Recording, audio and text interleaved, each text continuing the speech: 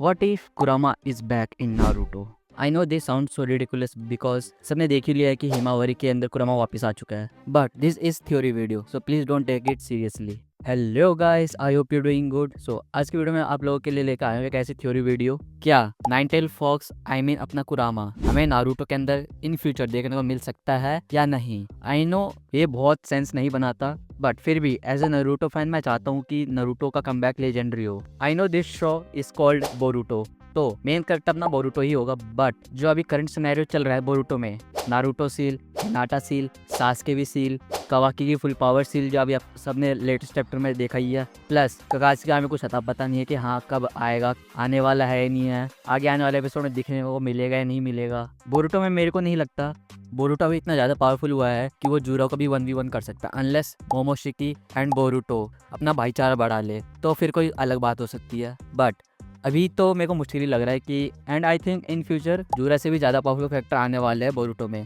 तो तुम लोग सोच ही सकते हो कि भाई क्या ही हो सकता है आगे, है ना? तो अगर हम बात करें कुरामा की, तो यहाँ पे दो पॉसिबिलिटी मिलती है हमें कि हमें कुरामा नारुतो के अंदर कैसे देखने को मिल सकता है. ठीक है, पहला फोर्थ हुकागे. हाँ, अब तुम लोग सोच रहे हो भाई फोर्थ हुकागे यहाँ पे क्या करेगा. उसके लिए मेरे पास एक थ्योरी है जो मेरी पहली पॉसिबिलिटी निकल रही है. फोर्थ हुकागे को रीएनिमेशन जुत्सु से वापस लाया जाएगा इन फ्यूचर. और जो मैं थ्योरी बता रहा हूँ ये बहुत आगे फ्यूचर की टाइम की बात है, मान के चलो, या फिर वॉर जो स्टार्ट होने वाला है उस टाइम पे हो सकता है ये. तो यहाँ पे ऐसा हो सकता है फोर्थ हुकागे को रीएनिमेशन जुत्सु से वापस लाया जाएगा. अब तुम लोग ये सोच रहे हो कि भाई ये कैसे पॉसिबल है, तो ये मत भूलो यार कि अभी अपना लॉर्ड ओरोचिमारू भी जिंदा है, तो ये दोबारा से रीएनिमेशन जुत्सु को परफॉर्म कर सकता है जैसे इसने फोर्थ ग्रेट निंजा वॉर के टाइम पे करा था. जैसे ही फोर्थ हुकागे रीसमेनिंग करके बुलाया जाएगा, मिनाटो अपने अंदर का हाफ जो कुरामा था वो नारुतो को वापस भेज सकता है. अब तुम ये सोच रहे हो भाई ये क्या बकवास कर रहा है, ऐसा तो हो ही नहीं सकता. तो देखो मैं तुम्हें एक चीज़ बताता हूँ. जब नाइन टेल फॉक्स ने कोनहा विलेज पे जब हमला करा था, तो मिनाटो ही था जिसने अपने अंदर कुरामा को सील करा था और आधी पावर नारुतो के अंदर सील करी थी. आई मीन आधी पावर कुरामा की जो थी वो नारुतो के पास थी और आधी पावर अपने मिनाटो के पास थी.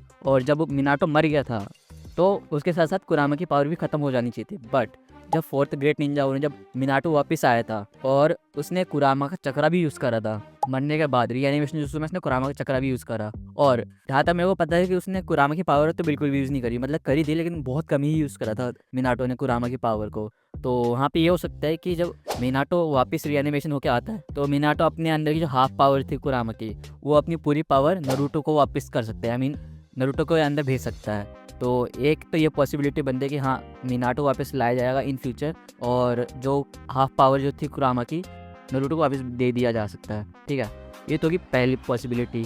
और अब हम आते हैं हमारी सेकंड पॉसिबिलिटी की तरफ. दूसरी जो पॉसिबिलिटी बनती है, नारुतो को कुरामा ना मिले बल्कि कोई दूसरा पावर अप मिल जाए और सास्के को उसके रेनेगॉन वापस मिल जाए. I know this sound so ridiculous, but अगर मैं ये कहूँ कि ये पॉसिबल है तो तुम ट्रस्ट करोगे? I have a some solid theory.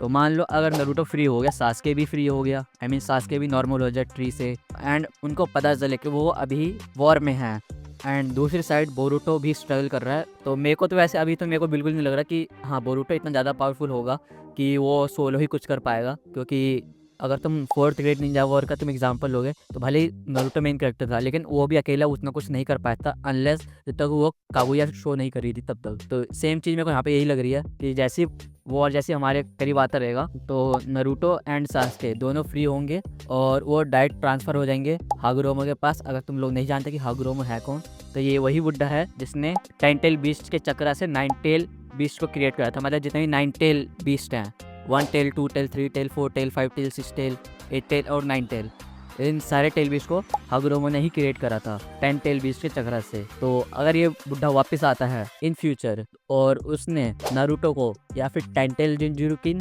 या फिर उससे कोई नया बीस्ट क्रिएट करके दे दे पावरफुल जो हो, और अपने सास्के को उसने ही 6 टोमोए रिनेगान दी थी, तो हो सकता है क्या उसको उससे ज़्यादा पावरफुल वाली रिनेगान दे दे या फिर Sharingan they they. I mean जो रिनेगान है वो शारिंगान से पावरफुल ही होती है, बट अब वो आने वाले टाइम पे उसको कौन सी वो पावर मिल जाए, पावर अप मिल जाए, तो कुछ कह नहीं सकते ना उसमें. उसको उसकी पावर मिल जाए और उन दोनों को ये बता जाए कि अभी वो वॉर के बीच में है और बोरुतो और जितने शारदा जितने भी करेक्टर हैं सारे स्ट्रगल कर रहे हैं और तुम लोगों को जाके उनकी मदद करनी पड़ेगी उनके वॉर में। यहाँ से जैसे ही वो जाते हैं और वो वॉर में अपेयर होते हैं और सडनली सब कुछ चेंज है। जैसे तुम्हें एग्जाम्पल के तुम्हें याद होगा जैसे minato और फोर्थ होगा जैसे फोर्थ गेट निंजा वॉर के अंदर आए थे तो पूरा सिनेरियो चेंज हो गया था। मतलब एक अलग ही वाइब आ रहा था उस टाइम पे कि हाँ भाई 4 Hokage एक साथ जब एंट्री करे थे फोर्थ ग्रेट निंजा वॉर में। तो सेम चीज़ यहाँ पे भी वो चीज़ हो सकती है कि जैसे नारुतो एंड सास्के जैसे फ्री होंगे एकदम नए पावर के साथ वॉर में एंटर करेंगे और वो जो सिनेरियो होगा भाई वो देखने लायक होगा। तो आई थिंक मेरे हिसाब से ये मेरी सेकंड पॉसिबिलिटी लग रही है कि इस तरीके से आई थिंक फ्यूचर में दिखाया जाएगा कि नारुतो को कुरामा मिलेगा या फिर नहीं मिलेगा और क्या वॉर का सिनेरियो हो सकता है या फिर नारुतो और सास्के को कैसे पावर अप मिल सकता है। तो ये थी मेरी सेकंड पॉसिबिलिटी। और हाँ गाइस एक चीज़ और थी कि जो मैंने वीडियो बनाया है ये जस्ट मेरी थ्योरी है, मेरी पर्सनल थ्योरी है, मैंने कहीं से देखा नहीं है। अगर हो सकता है तो शायद एक या दो बंदे का ऐसा लग जाए कि हाँ मैंने किसी बाहर के बंदे का उठा के डाला, तो नहीं यार ये मेरी पर्सनल थ्योरी है। और मैंने जो मांगा एक्चुअली मैं मांगा पढ़ता नहीं हूँ, मैं मांगा सुनता हूँ। मतलब जितने भी यूट्यूबर्स हैं तो मैं उनके मुंह से ही मांगा सुनता हूँ। तो मैं उतना वो इंटरेस्ट नहीं है पढ़ने में क्योंकि जब एनिमेशन आएगा तभी मैं देखूंगा उसमें। तो मैं मांगा सिर्फ सुनता हूँ, अभी मैं पढ़ता नहीं हूँ मांगा। तो ये चीज़ थी, मैं बस इतना ही बताना चाहता था कि जो भी मैंने इस वीडियो में जो भी मैंने बोला वो सिर्फ पॉसिबिलिटी है, वो भी फ़ैन थ्योरी तो मान सकते हो, फ़ैन थ्योरी है मेरी तरफ से क्योंकि मैं भी एक फ़ैन ही हूँ, एनीमे फ़ैन हूँ, तो एकदम फ़ैन थ्योरी कह सकते हो। और ये मेरी पर्सनल थ्योरी है तो इसको इतना सीरियसली मत लेना। अगर तुम्हें लगा कि हाँ ये पॉसिबल हो सकता है तो कमेंट सेक्शन में बताना, और अगर तुम्हें नहीं भी लगता तो कोई बात नहीं यार, इन फ्यूचर जो होगा देखा ही जाएगा। बस मैं यही चाहता था कि ये अपना एक पर्सनल थ्योरी मैं आप लोगों के साथ शेयर करना चाहता था और इस वीडियो के लिए बस इतना ही था। And thank you guys, thanks for watching. मिलते हैं नेक्स्ट वीडियो में। Bye bye and take care.